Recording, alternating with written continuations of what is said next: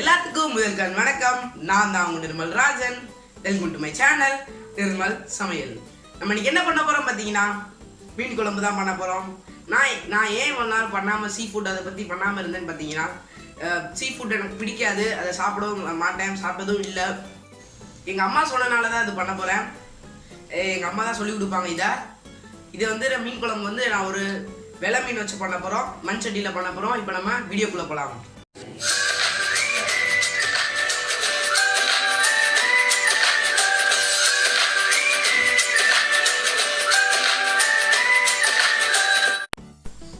ஒரு மண்பானை சட்டி எடுத்துக்கலாம். அதில் தான் மீன் குழம்பு கொஞ்சம் நல்லாயிருக்கும்.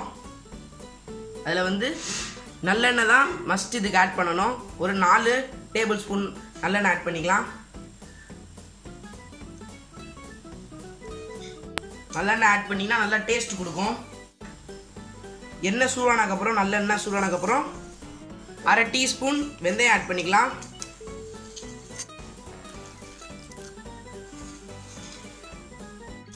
வெந்தயம் வந்து நல்லா கருகணும். வெந்தயம் வந்து நல்லா கருகணும். அப்போ தான் அதில் இருக்க கசப்பு தன்மை வந்து குழம்புக்கு கொடுக்காது. கருகினக்கப்புறம் ஒரு டீஸ்பூன் கடுகு ஆட் பண்ணிக்கலாம்.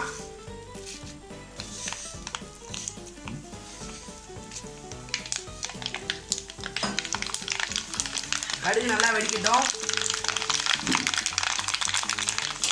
கடுகு வெடிச்சதுக்கப்புறம் கருவேப்பிலை ஆட் பண்ணிக்கலாம்.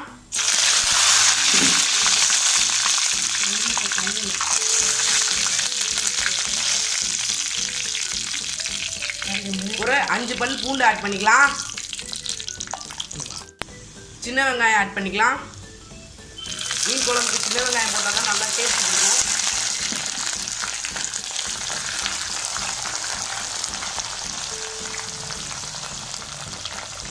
ஒரு 2 பச்சை மிளகா வந்து 2ஆக நறுக்கிருக்கேன், அதை ஆட் பண்ணிக்கலாம்.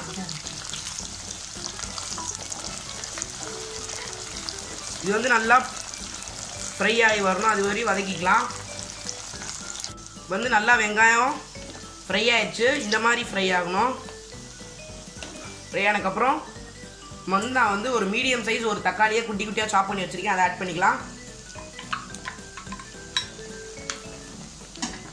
இது வந்து நல்லா வதக்கிக்கலாம். இப்போ தக்காளி வந்து இதோட நல்லா மிக்ஸ் ஆகிடுச்சு. இப்போ வந்து நான் ஒரு பேஸ்ட் ரெடி பண்ணி வச்சுருக்கேன்.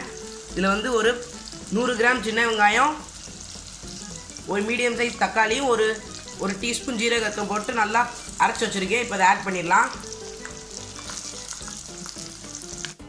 இப்போ நம்ம இந்த பேஸ்ட் போட்டிருக்க வெங்காயம் நம்ம அரைச்சோம் பார்த்தீங்களா, அதோட பச்சை வாசனை போகிற வரையும் நல்லா இதை வந்து வேக வச்சுக்கலாம். நெக்ஸ்ட்டு வந்து நம்ம வந்து முருங்கைக்காய் ஆட் பண்ண போகிறோம்.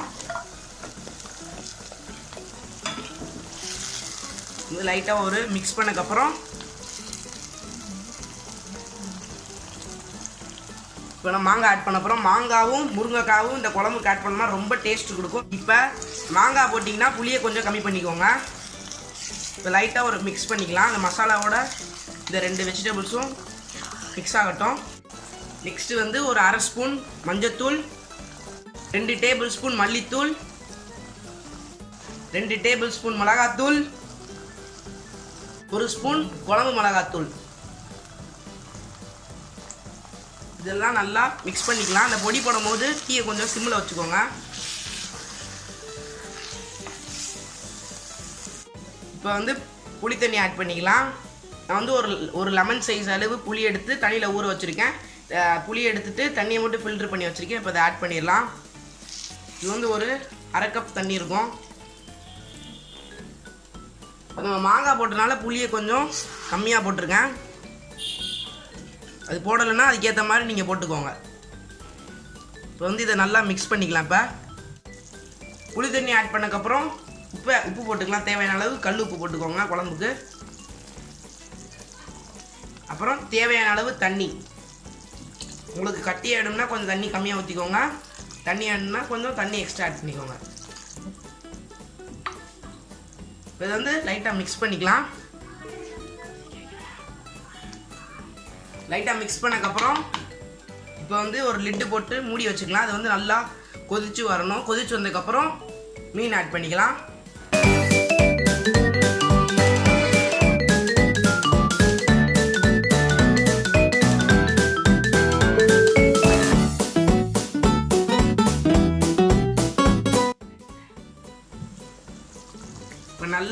எண்ணெய் மிதக்கி சூப்பராக இருக்குது பார்க்கவே. இப்போ நல்லா கொதிச்சோடனே ஒரு 1/2 hour விட்டுருப்பேன் நல்லா கொதிக்கிறதுக்கு. இதில் வந்து நம்ம ஒரு ஃபிஷ் ஆட் பண்ண போகிறோம். வெலை மீன் ஒரு 1/2 kg எடுத்திருக்கேன். நீங்கள் மீன் குழம்பு ஸ்டார்ட் பண்ணுற போதே இது மீனை வந்து நல்லா கழுவி கல் உப்பு மஞ்சளையும் போட்டு ஊற வச்சிங்கன்னா மீன் வந்து நல்லா மீன் குழம்புக்கு ரொம்ப நல்ல டேஸ்ட் கொடுக்கும். இப்போ இதப்போ மீன் ஆட் பண்ணிடலாம்.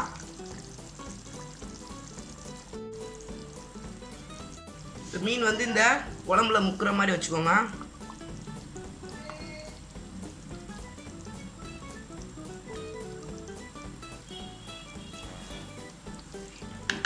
பார்க்கவே அழகா இருக்கு.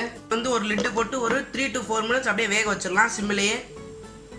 இப்போ வந்து மீன் வந்து வெந்துருச்சு. இறக்கிறதுக்கு முன்னாடி ஒரு 2 டீஸ்பூன் நல்லெண்ணெய் ஆட் பண்ணிக்கலாம்.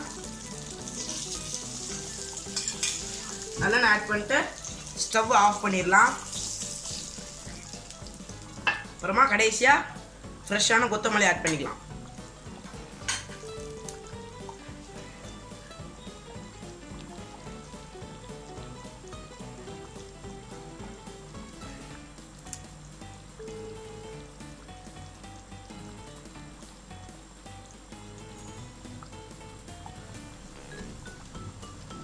இப்போ மீன் குழம்பு ரெடி ஆயிடுச்சு. சர்வ் பண்ணிடலாம்.